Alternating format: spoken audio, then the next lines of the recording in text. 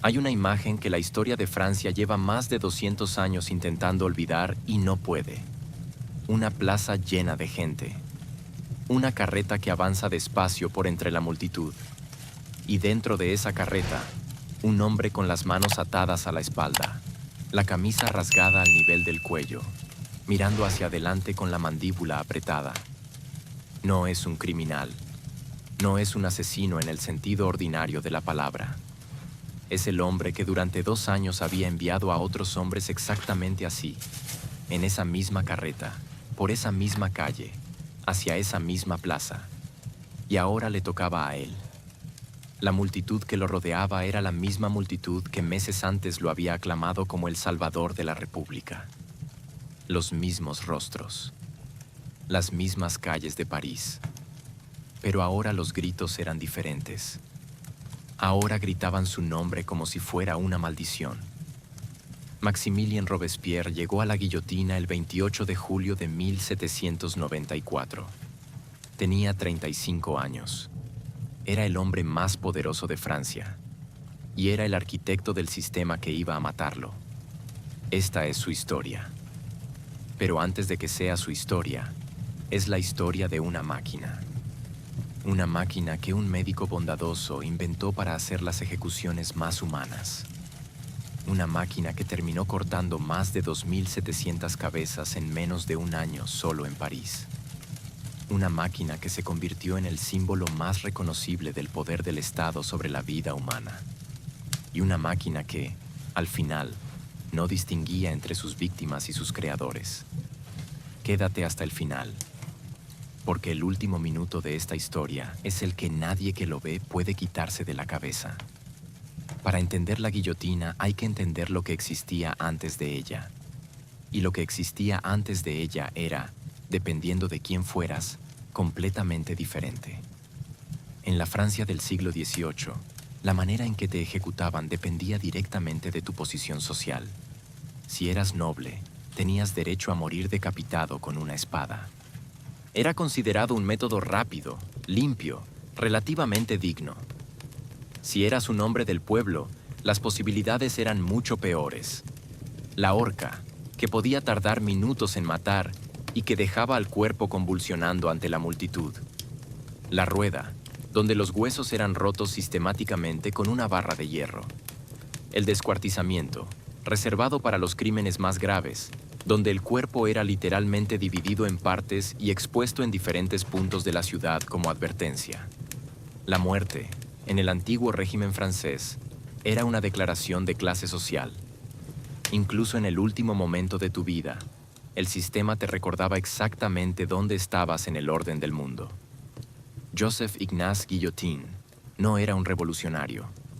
Era un médico de 50 años, diputado en la Asamblea Nacional recién formada en 1789.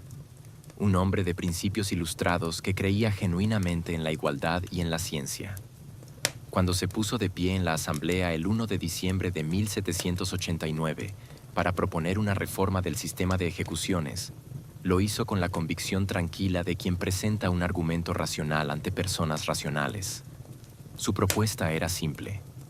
Si la pena de muerte debía existir, debía aplicarse de manera igual para todos los ciudadanos, sin distinción de clase, y debía ser lo más rápida e indolora posible. Un mecanismo de decapitación mecánica, dijo, podría garantizar ambas cosas. Una cuchilla que cayera con velocidad y precisión suficientes para seccionar la cabeza en una fracción de segundo, antes de que el sistema nervioso pudiera registrar el dolor. La asamblea se rió. Los diputados encontraron algo cómico en la imagen que Guillotin describió, y el médico tuvo que sentarse entre las risas de sus colegas. Era una época en que la muerte era todavía un espectáculo público, y muchos de los hombres que se reían ese día no podían imaginar que en 3 años estarían mirando el mismo mecanismo con un terror completamente diferente. La propuesta de Guillotin no fue adoptada inmediatamente, pero las ideas correctas en el momento correcto tienen una manera de sobrevivir a las risas iniciales. En 1791, cuando la Asamblea Constituyente estaba redactando el nuevo Código Penal de Francia, el artículo 3 especificó que todo condenado a muerte sería decapitado. y si todo condenado iba a ser decapitado, necesitaban un método que funcionara de manera consistente, rápida y sin depender de la habilidad variable de un verdugo. El doctor Antoine Louis, secretario de la Academia de Cirugía, fue encargado de diseñar el mecanismo. Estudió los antecedentes históricos, consultó experiencias de dispositivos similares en Italia y Escocia, y finalmente produjo un diseño con una cuchilla oblicua que cortaba en ángulo en lugar de caer horizontalmente, lo cual aumentaba significativamente la eficiencia del corte. El primer prototipo fue construido por un fabricante de clavicordios llamado Tobias Schmidt, que resultó ser exactamente el tipo de artesano de precisión que el proyecto requería. En abril de 1792, el mecanismo fue probado con cadáveres en el hospital de Bicêtre. Los resultados fueron satisfactorios desde el punto de vista técnico. La cabeza era separada del cuerpo en una fracción de segundo, de manera consistente, sin margen de error humano. El 25 de abril de 1792, Nicolas Jacques Pelletier, condenado por robo con violencia, se convirtió en la primera persona ejecutada con el nuevo mecanismo en la Plaza de Grève de París. La multitud que asistió quedó decepcionada. Esperaban el espectáculo prolongado al que estaban acostumbrados.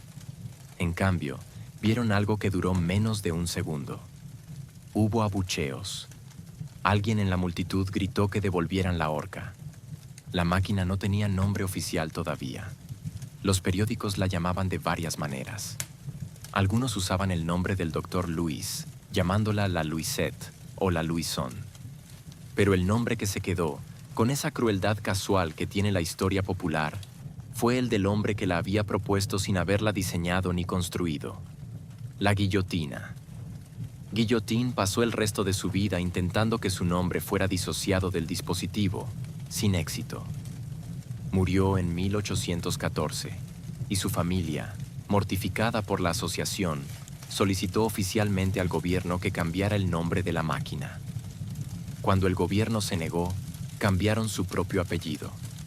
Pero en el verano de 1792, mientras la Revolución Francesa entraba en su fase más violenta y más contradictoria, el nombre de la máquina era el menor de los problemas de nadie. El mundo que existía antes de la Revolución estaba desapareciendo con una velocidad que asustaba incluso a quienes lo habían querido destruir. El rey Luis XVI, que había intentado negociar con la nueva realidad política sin comprender nunca realmente lo que estaba ocurriendo, había sido arrestado y encerrado en el Temple. Las potencias europeas, aterradas por el ejemplo francés, habían declarado la guerra. Los ejércitos austriacos y prusianos avanzaban hacia París. Dentro de la ciudad, el miedo se mezclaba con el fanatismo en proporciones que nadie podía controlar completamente. Y en medio de todo esto, había un hombre que creía tener la respuesta. Un hombre que creía que la revolución podía salvarse si se era lo suficientemente implacable con sus enemigos. Un hombre que estaba a punto de demostrar que cuando el miedo y la virtud se mezclan en la misma persona, el resultado puede ser más peligroso que cualquier tiranía convencional. Su nombre era Maximilien Robespierre, y llevaba 3 años esperando este momento. Maximilien de Robespierre había nacido en Arras en 1758, hijo de un abogado que abandonó a su familia cuando Maximilien tenía 6 años. Fue criado por sus abuelos maternos, educado gracias a una beca en el Liceo Louis le Grand de París, donde fue un estudiante brillante aunque solitario. Estudió Derecho, regresó a Arras, ejerció como abogado con una reputación de honestidad rigurosa que le ganó el apodo que lo acompañaría toda su vida: el Incorruptible. Era un hombre físicamente poco imponente. Medía aproximadamente 1,65 m, usaba peluca empolvada cuando ya casi nadie lo hacía. Se vestía con una pulcritud casi obsesiva. Sus contemporáneos lo describen como alguien que raramente sonreía, que hablaba con una precisión cuidadosa que podía resultar hipnótica o exasperante dependiendo de quién escuchara, y que tenía en los ojos algo que algunos describían como intensidad y otros como frialdad.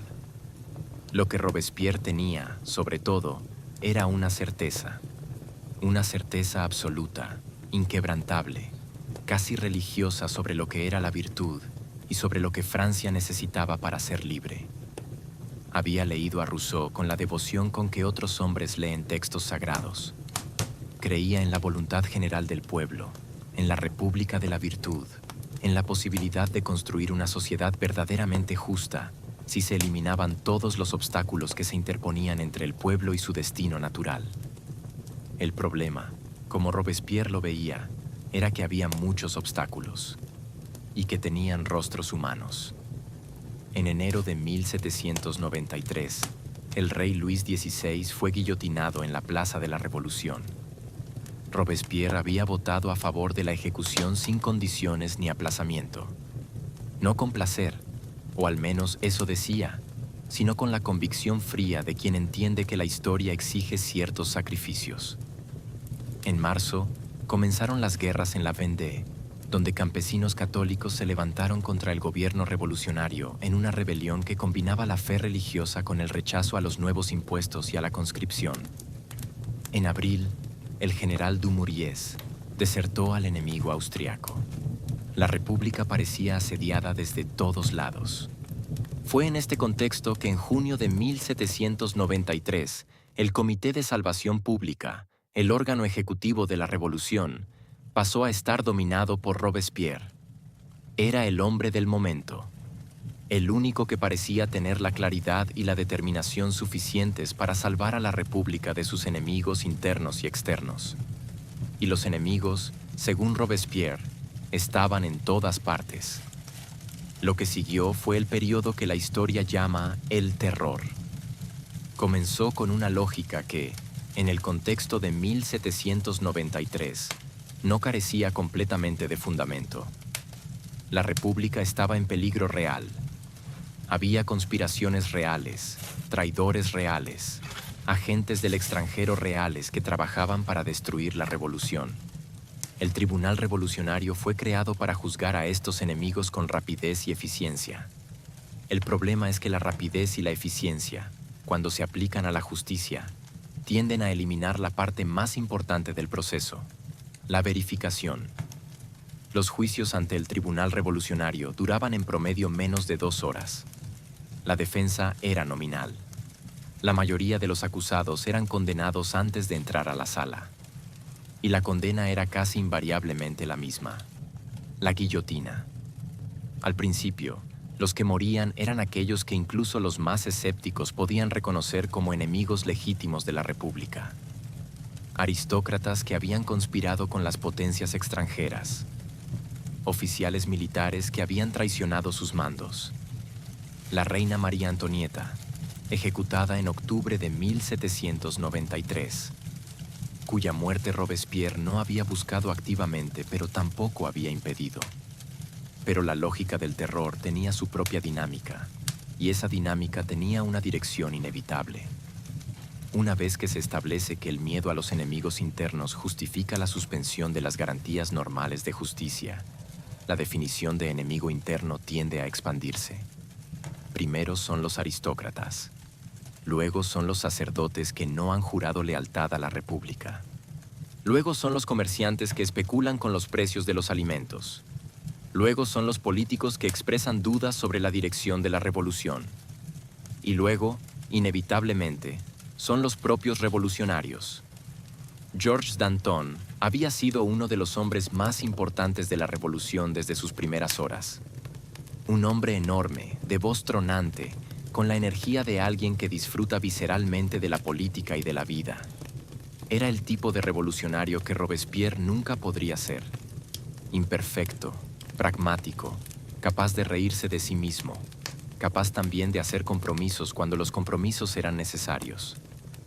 En el invierno de 1793 a 1794, Danton comenzó a decir en público lo que muchos pensaban en privado: que el terror había ido demasiado lejos, que era hora de moderar la violencia, que una república que devoraba a sus propios ciudadanos no podía llamarse libre. Robespierre lo escuchó y decidió que Danton era un enemigo de la República. En la madrugada del 30 de marzo de 1794, Danton fue arrestado en su casa junto con varios de sus aliados políticos. El juicio duró 4 días. Danton se defendió con toda la energía que lo caracterizaba, rugiendo desde el banquillo de los acusados, apelando a su historia revolucionaria, desafiando a sus acusadores a presentar pruebas reales. No sirvió de nada. El 5 de abril de 1794, Danton subió a la carreta que lo llevaría a la guillotina. Mientras pasaba por las calles de París, se dice que gritó hacia las ventanas de los edificios: «¡Insensatos! Después de mí, os tocará a vosotros». Cuando la cuchilla cayó sobre el cuello de Danton, algo cambió en la atmósfera de París. No inmediatamente, no de manera visible, pero la ejecución de Danton era cualitativamente diferente a todas las anteriores. Danton no era un aristócrata, no era un traidor al extranjero. Era uno de los padres de la revolución, un hombre que había arriesgado su vida por la misma causa que supuestamente lo había condenado. Si Danton podía morir así, nadie estaba a salvo.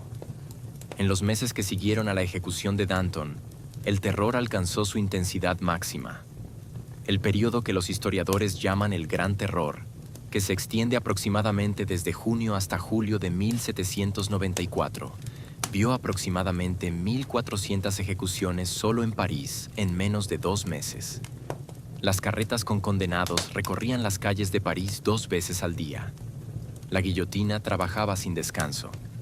Los cuervos aprendieron a congregarse en la Plaza de la Revolución a ciertas horas del día. Robespierre, durante todo este periodo, siguió siendo el mismo hombre pulcro y frío que había sido siempre. Vivía en casa de un carpintero llamado Duplay. Llevaba una vida de austeridad casi ascética. Trabajaba 18 horas al día. Creía genuinamente en lo que hacía. O al menos eso era lo que decía. Sus discursos de esa época tienen una calidad que resulta difícil de evaluar en retrospectiva. Son al mismo tiempo sinceros en su convicción y completamente ciegos a sus consecuencias humanas. Robespierre hablaba de la virtud y del pueblo con el mismo tono que un sacerdote habla de Dios, con certeza absoluta y sin espacio para la duda. Pero debajo de esa certeza, algo estaba cambiando. Los miembros del Comité de Salvación Pública comenzaron a mirarse entre sí con una inquietud que no podían expresar en voz alta. Cada uno sabía que en cualquier momento podía ser el siguiente en recibir la acusación. Robespierre había ejecutado a dantonistas por querer moderar el terror. Había ejecutado a hebertistas por querer radicalizarlo más. Parecía que la única posición segura era exactamente la de Robespierre, y esa posición solo podía ocuparla una persona. Billaud-Varenne, Collot d'Herbois, Carnot, Fouché, hombres que habían apoyado el terror, que habían participado en él, que tenían sus propias manos manchadas. Comenzaron a reunirse en secreto, a susurrar, a contar cabezas. Y el 8 de julio de 1794, Robespierre pronunció ante la Convención Nacional un discurso que resultó ser el error más catastrófico de su vida. Habló durante horas. Describió una nueva conspiración contra la República. Dijo que había traidores en el propio gobierno, en el propio comité. Que era necesario purgar, una vez más, a los enemigos que se habían infiltrado en el corazón de la revolución. Y luego, y aquí estaba el error fatal, no dijo los nombres. En una sala llena de hombres que tenían razones para temer que su nombre fuera el siguiente en una lista de Robespierre, no decir los nombres era exactamente tan aterrador como decirlos. Cada miembro de la convención que escuchó ese discurso pensó que podía ser él. Y cuando todos temen por igual, el miedo deja de paralizarlos y empieza a unirlos. Esa noche, los conspiradores se reunieron. La decisión fue tomada. El 9 termidor del año 2 del calendario republicano, que el mundo exterior llamaba 27 de julio de 1794, comenzó como un día ordinario en París. Las carretas con condenados habían recorrido sus rutas habituales por la mañana. La guillotina había funcionado. Los cuervos habían venido y se habían ido. En la Convención Nacional, sin embargo, lo que ocurrió ese día no tenía nada de ordinario. Cuando Robespierre intentó tomar la palabra, algo que normalmente hacía sin dificultad dado su dominio absoluto sobre la asamblea, algo fue diferente. Hubo interrupciones, gritos desde los escaños. El presidente de la sesión, que normalmente habría silenciado a los interruptores, no lo hizo. Robespierre intentó varias veces comenzar su discurso. La sala lo ahogaba con ruido. Alguien gritó: «La sangre de Danton te ahoga». Otros se unieron. La sala, que durante meses había aplaudido cada palabra de Robespierre, se había convertido en algo completamente diferente. Los mismos hombres que habían votado la muerte de Danton, de los dantonistas, de los hebertistas, de cientos de otros, ahora votaban el arresto de Robespierre. La votación fue rápida. Fue casi unánime. Robespierre fue arrestado junto con su hermano Agustín, con Saint-Just, con Couthon. Fueron llevados al Hôtel de Ville, donde los partidarios del régimen todavía controlaban el gobierno municipal de París. Por unas horas, la situación estuvo en equilibrio. Había dos gobiernos, uno en la convención que había votado el arresto y uno en el ayuntamiento que apoyaba a Robespierre. Lo que ocurrió a continuación fue casi fársico en su rapidez. Las tropas que se suponía que debían defender al gobierno municipal fueron a casa a cenar. Los ciudadanos de París, que en otros momentos habrían salido a la calle en defensa de la revolución, no salieron esta vez. Nadie sabía exactamente de qué lado de la revolución estaba Robespierre en ese momento, y en la duda, la mayoría eligió no elegir. A las 2 de la madrugada, las fuerzas de la convención entraron en el Hôtel de Ville. Encontraron a Robespierre sentado en una mesa, con un documento a medio firmar delante de él. Hay dos versiones de lo que ocurrió en ese momento. Según una, un gendarme llamado Merda le disparó en la mandíbula al intentar arrestarlo. Según otra, fue un intento de suicidio que falló. Nunca se estableció con certeza cuál era la verdad. Lo que sí era cierto era que Robespierre tenía la mandíbula rota, que sangraba profusamente y que estaba vivo. Lo llevaron primero al Comité de Salvación Pública, donde permaneció tumbado sobre una mesa durante horas, sangrando sobre los mismos papeles donde días antes había firmado condenas de muerte. Los hombres que pasaban por la sala lo miraban. Nadie le ofreció ayuda médica con urgencia. Nadie le habló directamente. Era como si ya estuviera muerto y solo faltara el trámite formal. El trámite formal llegó la mañana del 28 de julio. El proceso judicial de Robespierre, Saint-Just y Couthon duró menos de lo que habían durado muchos de los procesos que ellos mismos habían supervisado. El Tribunal Revolucionario, la misma institución que Robespierre había usado para enviar a tantos otros a la muerte, simplemente verificó su identidad. No hubo acusación formal leída. No hubo tiempo para defensa. El tribunal los declaró proscritos, lo que en el lenguaje de la revolución significaba que podían ser ejecutados sin juicio formal. Lo que sigue es lo que convierte esta historia en algo que la memoria histórica no puede dejar ir. Robespierre fue preparado para la ejecución con la mandíbula rota y vendada toscamente. El dolor debía ser considerable. El médico que lo había atendido provisoriamente había aplicado un vendaje que mantenía los fragmentos del hueso en su lugar, pero cualquier movimiento de la mandíbula causaba una agonía que los presentes podían ver en su cara. Sin embargo, Robespierre se mantuvo consciente durante todo el proceso. Cuando llegó el momento de subir a la carreta, el verdugo Charles-Henri Sanson, que había ejecutado al rey Luis 18 meses antes y que había ejecutado a Danton 4 meses antes, arrancó el vendaje de la mandíbula de Robespierre para poder colocarle el cuello en la posición correcta para la guillotina. Los testigos presentes describieron el grito que emitió Robespierre cuando el vendaje fue retirado como un sonido que no olvidaron nunca. La carreta partió hacia la Plaza de la Revolución. El recorrido por las calles de París era el mismo recorrido que miles de condenados habían hecho antes. Las mismas calles, los mismos edificios, la misma distancia. Pero la multitud de ese día era diferente a todas las anteriores. Durante los meses del terror, las multitudes que presenciaban las ejecuciones habían sido en su mayoría silenciosas o ritualmente entusiastas, con el tipo de entusiasmo forzado que la gente exhibe cuando siente que debe demostrar su lealtad. Ese día, la multitud gritaba de verdad. Gritaban su nombre, lo insultaban. Algunos le arrojaban objetos. Una mujer se abrió paso hasta la carreta y le gritó directamente a la cara que iba al infierno, que el cielo de los monstruos estaba esperándolo, que finalmente la sangre que había derramado caía sobre él. Hay relatos de que Robespierre, con la mandíbula rota y en medio de un dolor que debía hacerle casi imposible concentrarse en cualquier otra cosa, mantuvo los ojos abiertos durante todo el recorrido, que miraba a la multitud, que no los evitaba. Nadie sabe lo que pensaba. Llegaron a la Plaza de la Revolución. La guillotina estaba en su lugar habitual. La cuchilla brillaba con el sol de julio. Había miles de personas en la plaza. Era la ejecución más esperada desde la del rey. Sanson ayudó a bajar a Robespierre de la carreta y lo condujo hacia la guillotina.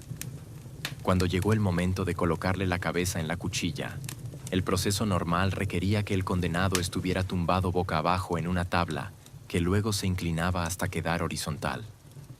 Para Robespierre, con la mandíbula destrozada, ese proceso era extraordinariamente doloroso.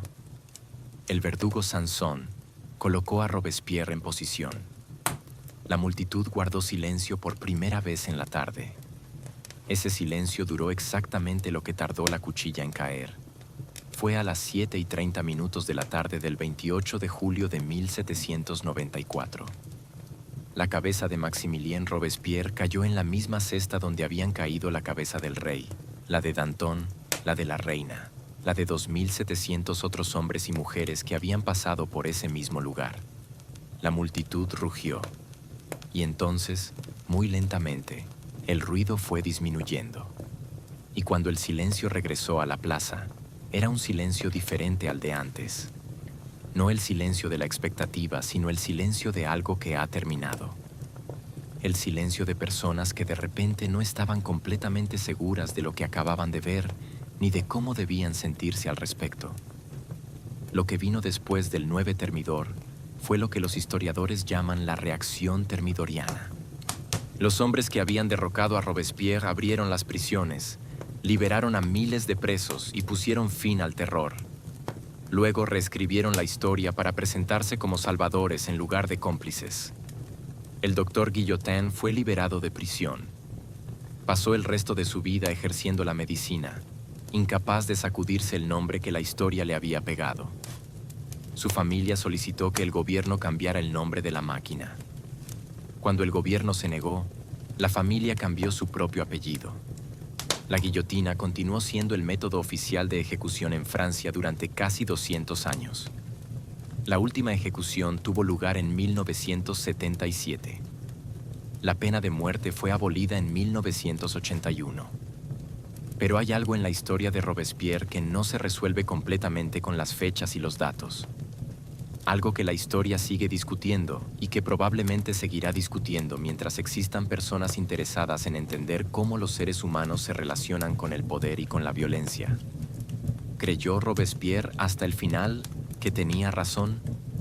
No hay respuesta definitiva, pero hay indicios. En las semanas anteriores al 9 Thermidor, hay testimonios de personas que estuvieron cerca de él que describen a un hombre que había comenzado a mostrar signos de agotamiento moral, que dormía poco, que en ocasiones parecía paralizado por la indecisión.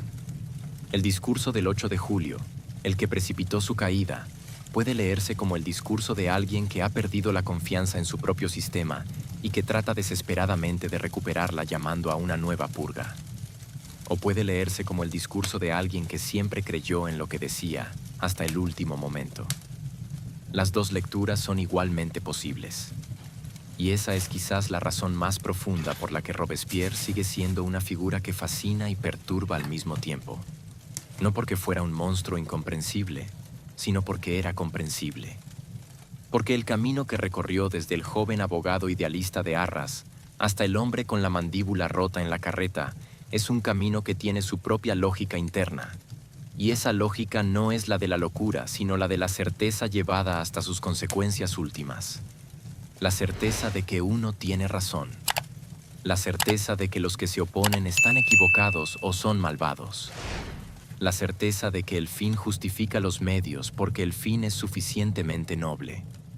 Y la incapacidad de ver que esa misma lógica, aplicada por cualquier otra persona en cualquier otro contexto, produce exactamente el mismo resultado. Una máquina que corta cabezas sin distinguir entre las que merecen caer y las que no. Guillotin quiso hacer la muerte más justa. Robespierre quiso hacer Francia más libre. Ninguno de los dos consiguió exactamente lo que quería. Y ambos vivieron lo suficiente para ver cómo sus mejores intenciones se convertían en las cosas que menos habían querido crear. El doctor que inventó un instrumento de misericordia y le dio su nombre a la muerte. El revolucionario que quiso liberar a Francia y terminó aterrorizándola. Y una máquina que no tenía opiniones propias, que no sabía nada de virtud ni de traición, que simplemente hacía lo que le pedían los hombres que la operaban, sin distinguir nunca entre unos y otros. Esa máquina fue la única que sobrevivió a todos ellos. Si esta historia te dejó pensando, si en algún momento miraste a Robespierre y te preguntaste hasta qué punto la línea entre el reformador y el tirano es tan fina como parece, entonces entendiste exactamente por qué la historia importa. No como una colección de fechas y nombres, sino como un espejo. Las personas que aparecen en este canal no son figuras remotas de un pasado que no tienen nada que ver con el presente. Son personas que tomaron decisiones bajo presión, que creyeron en cosas con toda su alma, que cometieron errores que no pudieron deshacer. Son personas que nos dicen algo sobre lo que los seres humanos son capaces de hacer cuando tienen poder, cuando tienen miedo o cuando tienen demasiada certeza. Si quieres seguir encontrando esas historias, suscríbete ahora. No te prometemos respuestas fáciles. Te prometemos preguntas que no puedes ignorar. Y la próxima historia que vamos a contar tiene exactamente el mismo tipo de final que acabas de ver. Uno que nadie que lo escucha consigue olvidar.